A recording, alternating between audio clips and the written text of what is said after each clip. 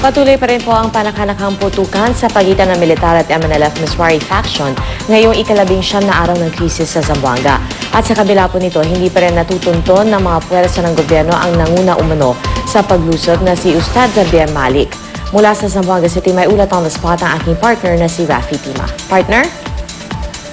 Partner, sa ika-19 na araw nga nitong krisis sa Zamboanga ay sumiklab ang palitan ng putok sa pagitan ng militar at rebeldeng MNLF Miswari faction na kaninang umaga. Ito'y matapos ang mahaba-habang katahimikan kahapon. Pero kagabi hanggang kaninang madaling araw ay tumindi na naman daw ang barilan.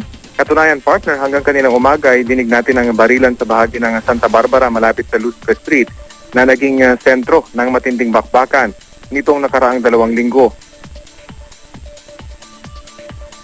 Rafi? At sa tindi nitong bakbakan, partner, ay may ilang ligaw na bala nga yung napupunta sa direksyon ng mga sundalong nagsisilbing blocking force. Pero sa ngayon ay muli na namang tumihimik yung sitwasyon. Isang helicopter yung nasamata nating paikot-ikot sa may bahagi ng Santa Catalina, Santa Barbara at Rio Hondo. Medyo mababa yung lipad ng chopper na tila nagmamanman sa paligid ng tinaguriang hot zone. Ito, partner, ay sa kabila ng sunod-sunod na pagkakahuli at pagsuko ng dumarami ng bilang ng mga rebelde.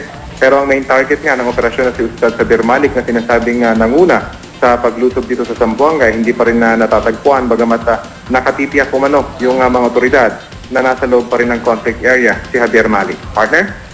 Maraming salamat sa iyo. Aking partner po na si Rafi Tima nag-uulat mula sa Zamboanga City.